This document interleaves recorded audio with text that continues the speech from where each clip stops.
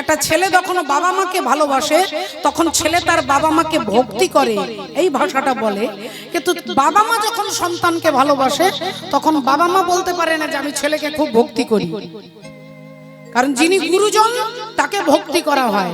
তাহলে তিনি অনন্ত কোটি ব্রহ্মাণ্ডের পিতা, তাই আমরা তাকে ভালোবাসি, একেই ভক্তি বলে বাবা। কিন্তু ভালোবাসি কাকে বলে?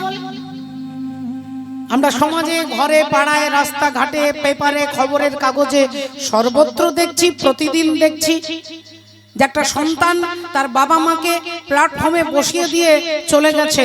বুড়ো মা প্ল্যাটফর্মে ভিক্ষা করে জীবনযাপন করছে। জিজ্ঞাসা করুন, বলে ছেলে ছেড়ে দিয়ে চলে গেছে। কোথাও সন্তান তার পিতা মাতাকে খুন করছে, কোথাও বৃদ্ধাশ্রমে রেখে দিয়ে আসছে। কিন্তু আজও যখন কোনো মা সন্তান জন্ম দেয় তখন কিন্তু এটা ভাবে না যে আমার ছেলে আমার সঙ্গে বেঈমানি করতে পারে। এটা ভেবে সন্তানকে দূরে সরিয়ে রাখে না, সেই ছেলেকে কোলে নিয়ে আদর করে মা স্নেহ দেন। কেন? বলে একে বলে ভালোবাসা।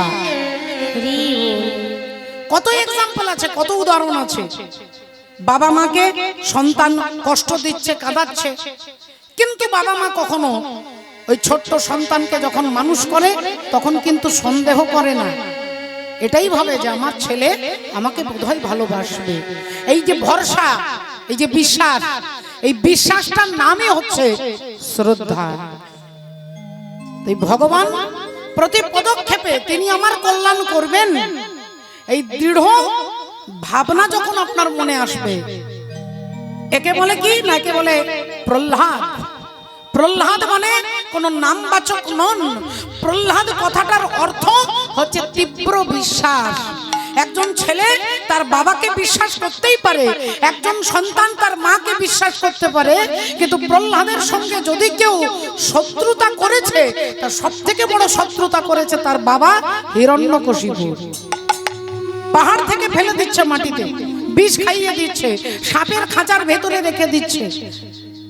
এত অত্যাচার করছে একজন বাবা তার সন্তানের প্রতি, কিন্তু সেই সন্তানের বিশ্বাসকে তিনি একটা জায়গায় যে কেন্দ্রীভূত করেছে, সেই বিশ্বাস কিন্তু টলমল হচ্ছে না। তার দৃঢ় বিশ্বাস যে রাখে হরি তো মারে কে, আর মারে যদি হরি তো রাখে কে। অহংকারী হিরণ্যকশিপুর তার ছেলেকে জিজ্ঞাসা করছে, তোকে যে আমি বিষ খাইয়ে দিলাম, তোকে যে পাহাড় থেকে ফেলে দিলাম, তুই মরলি না কেন? কে তোকে বাঁচাচ্ছে? ছোট্ট প্রহ্লাদ বাবার দিকে তাকিয়ে হেসে বললেন যে আমাকে যিনি প্রাণ দিয়েছেন তিনি আমাকে বাঁচাচ্ছেন। কে? বলে আমার হরি, আমার প্রভু, আমার ভগবান।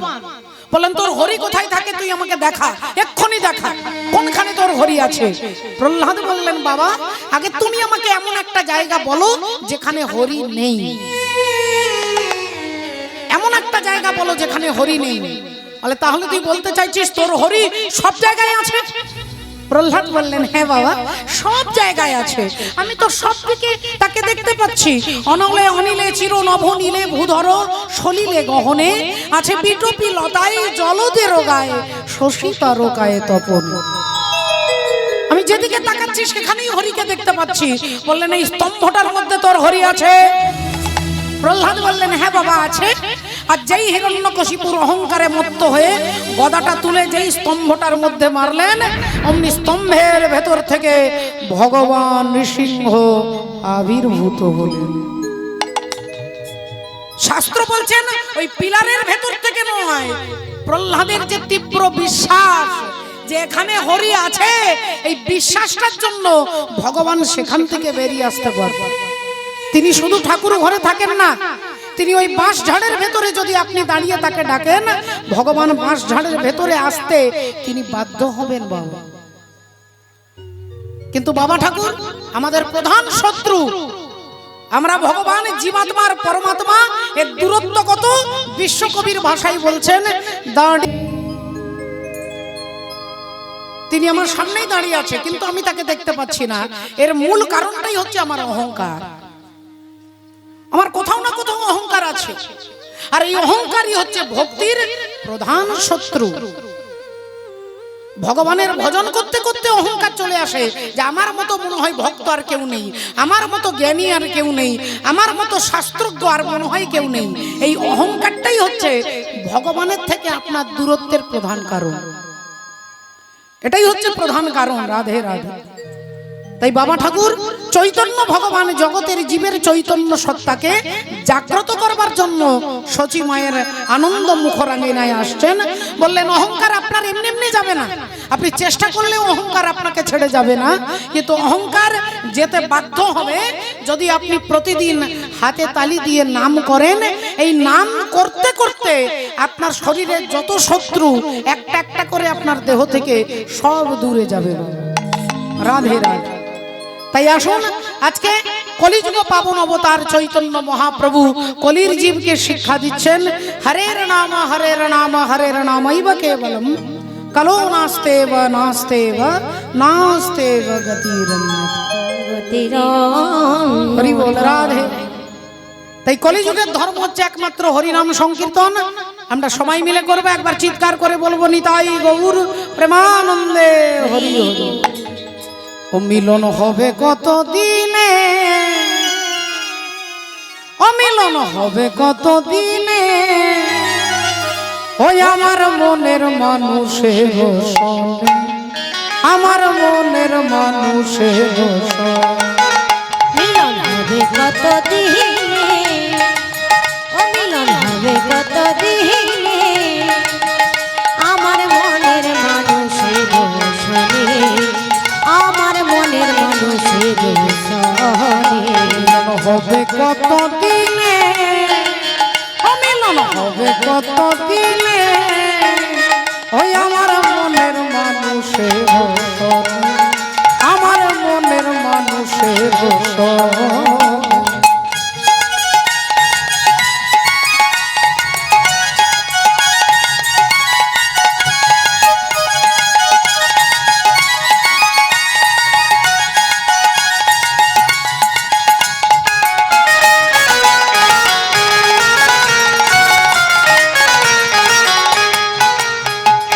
চাতকে চাই হরে নিশি,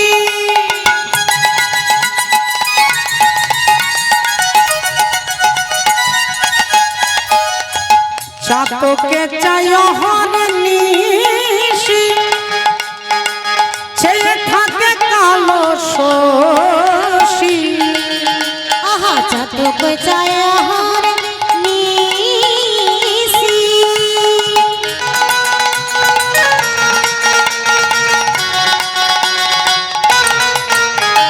চাতকে চায় হরে নিশি, আহা চেয়ে থাকে কালো শশী।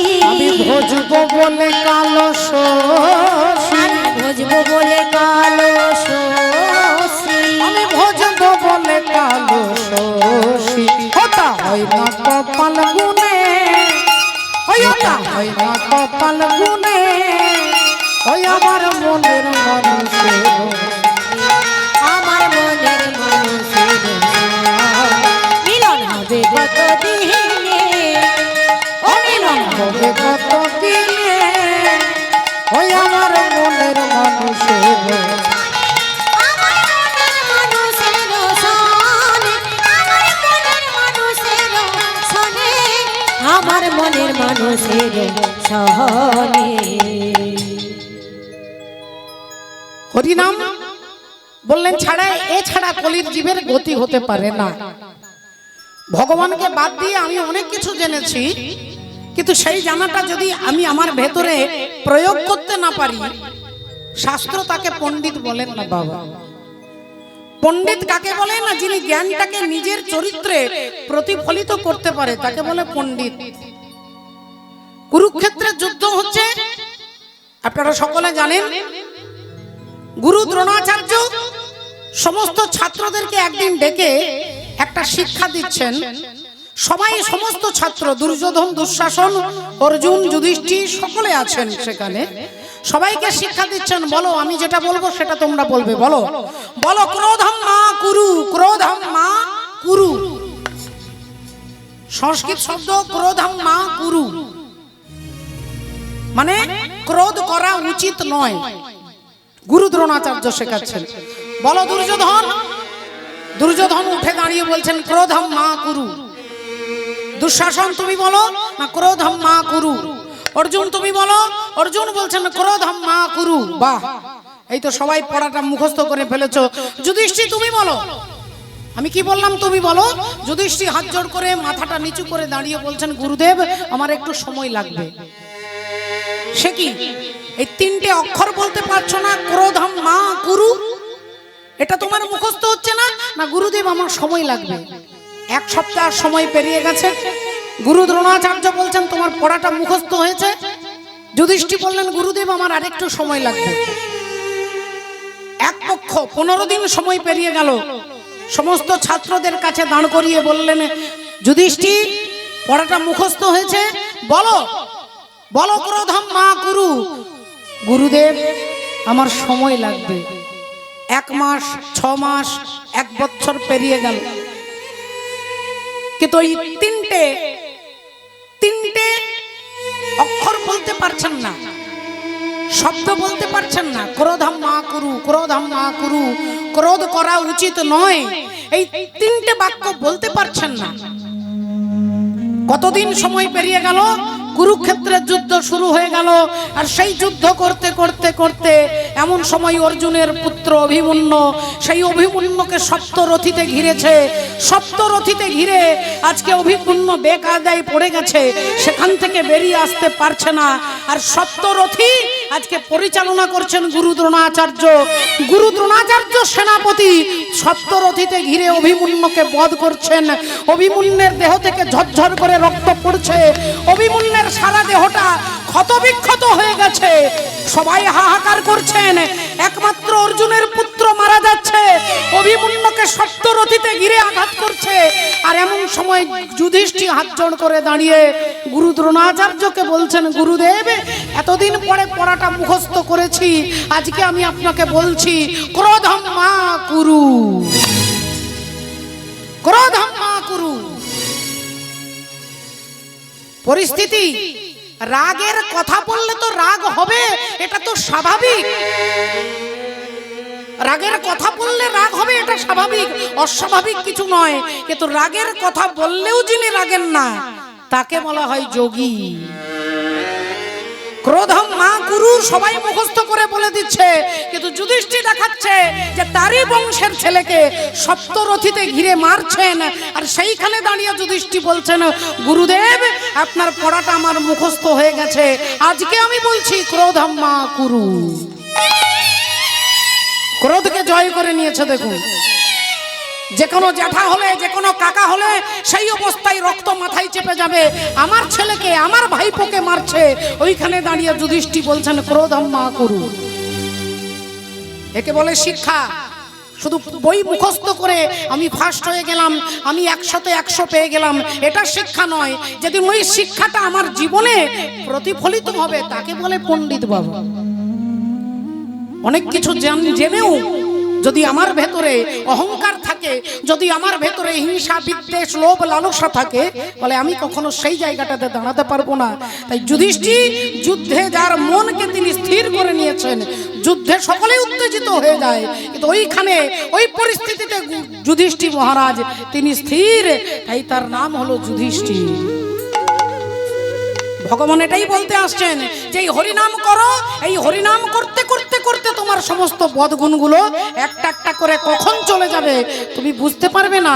সেদিন ওই ঠাকুর হরিদাস যাকে 22টা বাজারে দাঁড়িয়ে বেত্রাঘাত করছেন, আর হরিদাস ঠাকুর যারা তাকে মারছে, ভগবানের কাছে প্রার্থনা করছে তুমি এদেরকে ক্ষমা করো, এদের কোনো দোষ নেই, এদেরকে ক্ষমা করো, এদের কোনো দোষ নেই। কারণ হরিদাস ঠাকুর জানে এটা আমার কর্মের ফল। কর্মের ফলটা রূপ এসেছে ওই 22 বাজারে বেত্রাঘাত করে। আমার কর্মের ফল, প্রারব্ধ কর্মের ফলটাকে আমাকে ভোগ করতে হচ্ছে, এর জন্য এরা কেউ দায়ী নয়। তাই তিনি পণ্ডিত ভগবানকে বলছেন তুমি এদেরকে ক্ষমা করো, এদের কোনো দোষ নেই।